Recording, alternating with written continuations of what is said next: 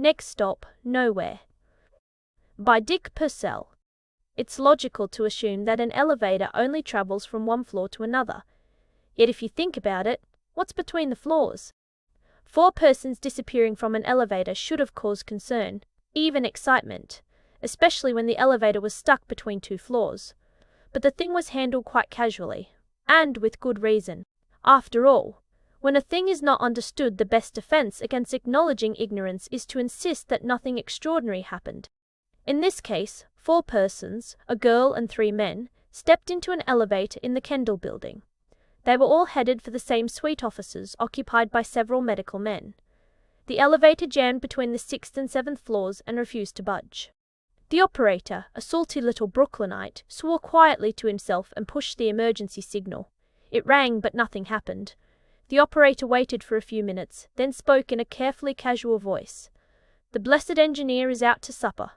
Now ain't that the way things always happen?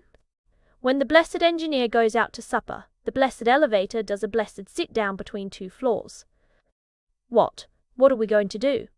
This, from the very pretty female passenger named Peggy Wilson, who was afraid of almost everything and was going to a psychiatrist who was trying to root a dominating mother out of the poor girl's subconscious and put the old lady back in her grave where she belonged. "We aren't in any danger, miss. We could wait for the engineer, but it might be quite a while." "It looks to me as though we'll have to wait for him," Walter Maltby said. Maltby was an ingrown little man who had had a toothache for 3 weeks and had finally been driven to the dentist by his dominating wife. "Oh no, if one of you guys, men, will boost me through the trap in the roof of the car, I can get to the 7th floor door. I'll crawl out and go down in the basement and move the blessed car to 7 by hand." "Okay," Wilmer Payton said. He was a 6'4" Greek god with a body close to perfection and a handsome, intelligent face that was nothing more than a spate of false advertising pasted across the front of a vacant head. Wilmer was pretty much of a mental bankrupt. He didn't even own the furniture in his own cerebral attic, the pieces having been placed there by others. He had the look of a rising young executive and was the assistant mailroom boy in a large publishing company, and a good one too. Lately, they had been entrusting him with special delivery letters. He braced himself, and the operator climbed on his shoulders and vanished through the ceiling. A moment later, there was a sound of an opening door and a few grunts and scramblings, after which the door closed and silence again prevailed. The 3 passengers glanced at each other fearfully.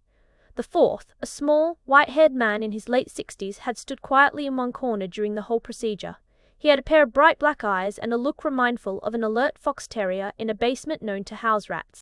He was Fleming Carter, a psychiatrist by profession and a student of almost everything by choice. He was an accomplished linguist among other things, and translated Sanskrit and Hebrew for the pleasure of it. He was an amateur chemist and also conducted himself ably on a pair of skis. So the quartet was not lacking in brilliance, Fleming Carter having enough to burnish all 4. He had mentally taken his 3 fellow prisoners apart and put them together again when he noticed the girl's trembling and saw her first tears. Only then did he step forward. "There is no cause for alarm, my dear, none at all. These lifts fairly bristle with safety devices. The insurance companies demand it." Peggy Wilson turned to him gratefully, a little like a kitten, he thought, which yearned for the reassurance of a soothing hand.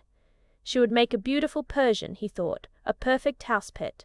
"But to be trapped here, like animals," Peggy whimpered. "It's terrible." She was moving toward Fleming Carter's shoulder, but Wilmer Payton took a single step forward and her head turned quite naturally to his bosom. Fleming Carter smiled and estimated to a nicety the intelligence of any offspring that would result from a mating of these 2 vacuums. "It's all right, baby," Wilmer said. "I'll take care of you." Walter Maltby had troubles of his own. He now voiced them. "Jenny will be furious if we don't get out of here pretty quick. I'm always home for television theatre, and if I don't make it." He got no further, because at that moment the foundations of the world seemed to give way, and the 4 of them were hurled into a heap on the floor. Or were they? This question was in Fleming Carter's mind as Peggy Wilson screamed, Walter Maltby whimpered, and Wilmer Payton bellowed in terror. Had the lift fallen, the building collapsed, an atom bomb exploded? His instincts told him no. This because, while all the outward manifestations of such catastrophes seemed apparent, there was something strangely different about the sudden chaos into which the group had been thrown. Fleming Carter felt they should all be dead, but they remained very much alive. They should have been at least mangled and maimed. None appeared even scratched. All this, Carter told himself firmly, was a chaos of the mind, and nothing more. It was mental panic of such violence that it was manifesting in the physical.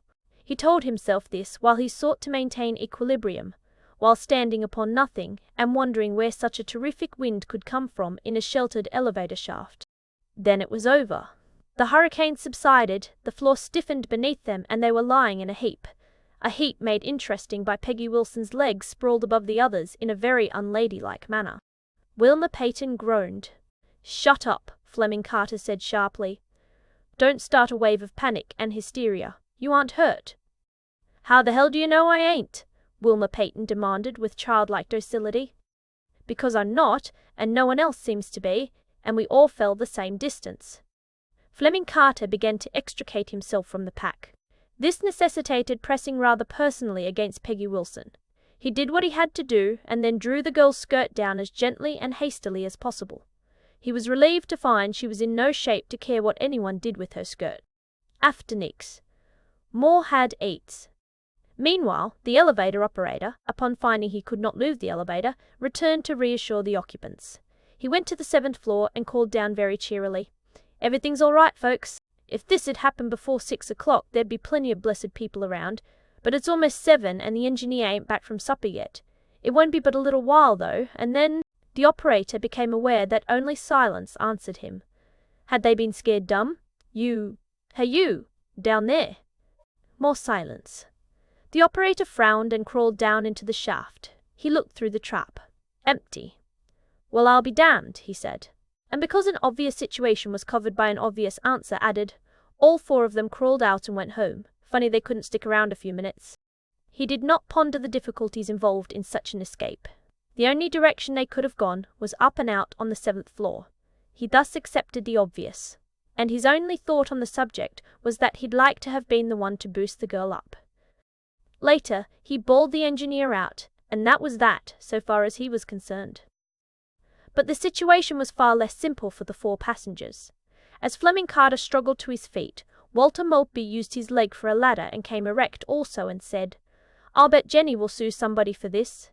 Jenny won't let them get away with it. Not for a minute." Wilmer Peyton was also on his feet, looking dully about him. Fleming Carter said, "Why don't you help the lady, young man? I'm sure she would appreciate the courtesy from you more than myself, or—" He looked questioningly at the other male member of the quartet. "Walter Maltby, and as I was saying, Jenny will never. I'm sure she won't." "What happened?" Wilmer Peyton asked of no one in particular, as he hauled Peggy Wilson to her feet. The girl was biting her lip, trying hard to be brave. "The elevator must have fallen. It's a wonder we weren't all killed," they agreed. All save Fleming Carter, who was looking around with bright interest. "It seems to me that we are no longer in the elevator." Walter Maltby's jaw dropped. "No longer in the— This is a somewhat larger area, and I fail to see any walls.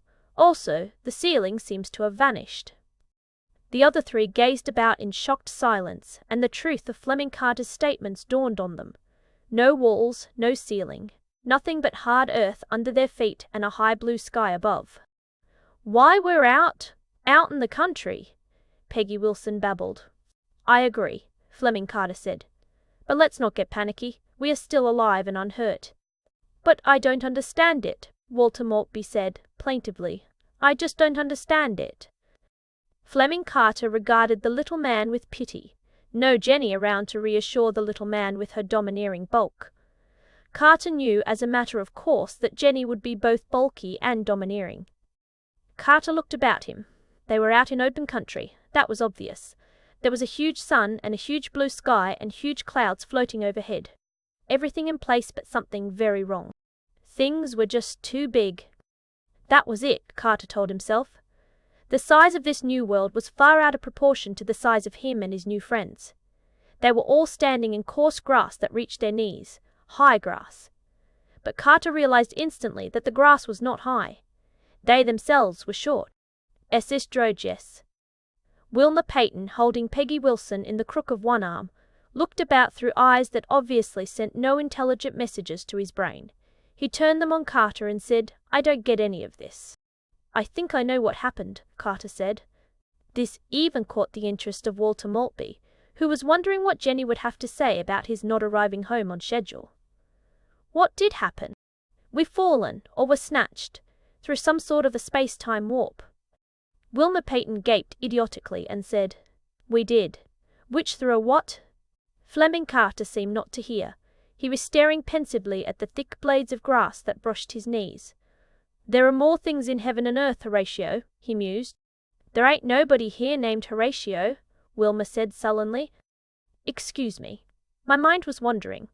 Carter's mind was not wandering at all, however. He said, There are certain unexplained phenomena that are believed to have happened in our world. People have been known to disappear mysteriously, and those who remain behind formulate theories as to the how and the why of their vanishing. It is believed by some that people can be moved, under certain conditions, from one plane of existence to another, that there are many of these so-called planes of existence where many and varied peoples live and breathe upon them. Of course, no proof has ever been found for these theories, because the vanished persons never came back to testify. But Carter stopped suddenly and regarded the three with a touch of compassion. You haven't the least idea what I'm talking about, do you? I'm afraid not, Walter Maltby said timidly. Well, never mind. Perhaps I don't either. In any case, existence is its own excuse for accepting any locale. Suffice it to say, we are now in a world that was not built for us, a world for creatures of far greater dimensions than ourselves, and how we got here is really of little importance. Peggy Wilson was now snugly in Wilmer Peyton's arms, her head tight against his chest. Wilmer was just opening his mouth to say something when, over the slope of the land, a huge form appeared. There was nothing mystifying about it. The creature was obviously a man. He wore rather strange loose clothing that, Carter thought, had some resemblance to those of the ancient Greeks. But otherwise there was nothing different about him except his size. As he approached, Fleming Carter estimated that Wilmer Peyton, the tallest of the four, would about come to the top of his odd sandal-like footgear. There was no panic now, the three being completely frozen with terror, and Carter's statue, quiet and sharply alert. The giant, he was sure, would pass within 200 yards of them, a distance dangerously close considering the man's size. Still, Carter was optimistic. There was no reason why the giant should see them. As things were, they could certainly hope to be overlooked. But Peggy Wilson dashed this hope as the pressure within her became too strong to contain, and broke out in the form of a scream. The giant stopped, took a few quick steps in their direction, and was upon them. Carter knew then that they were lost. A huge hand swooped down and lifted Walter Maltby into the air. Far above, Carter saw the terrified Maltby being transferred carefully to the giant's other hand. Now, Wilmer Peyton and Peggy Wilson were running blindly in two directions, Peggy having been suddenly deserted by her protector. Twice more the huge hand descended, and the two also vanished into the vast palm. Apparently, the giant overlooked Fleming Carter, who had stood quite still during the whole time. But Carter made a swift decision, based more on charity than good sense. Somehow, he could not leave those three to their fate, so he cried out and waved his arms. Just a moment, you overlooked me. The hand swooped down again as the giant saw him. Cax, and see. Carter Fleming found himself resting comfortably with his face against someone's back. Otherwise, he was completely surrounded by soft flesh. He realized they were being handled carefully, however, so he felt that death, while definitely a threat, had been at least postponed. He wondered about the others, so close to him, and yet so far away, so far as contact was concerned. He knew the terror that raced through their minds, and he pitied them. The giant was continuing on, Carter decided, and he endured the ride as best he could. Then it terminated suddenly as Carter and the others were very gently tumbled into a room. The room had no ceiling, but this situation was speedily remedied when a ceiling was lowered and set into place above them. In the resulting darkness, Carter heard Peggy Wilson sobbing and various unintelligible noises from Maltby and Peyton. Then the room began suddenly to move in haphazard directions. Possibly this was finally the end, but Fleming Carter could not bring himself to think so, because even though the room pitched and tossed, Carter felt it was being done rather gently by the giant hands. Then it was over. The room settled down and remained on solid base. Immediately there was a rending sound, and a vast finger was thrust through the wall just below ceiling level. The finger was withdrawn, but only to reappear when thrust through the other side. It vanished again, and the two resulting holes let in ample air and light. For a few moments, Carter and the other three sat motionless, waiting. Something was going on outside the room itself moving slightly, but the violent tossing was evidently over. Peggy Wilson spoke first, or rather, sobbed. "Where are we?" "I'm sure I don't know, my dear. But if I stood on the young man's shoulders, I could look out through one of those openings, and perhaps learn a little something." "You want me to lift you?" Wilma Peyton said dully.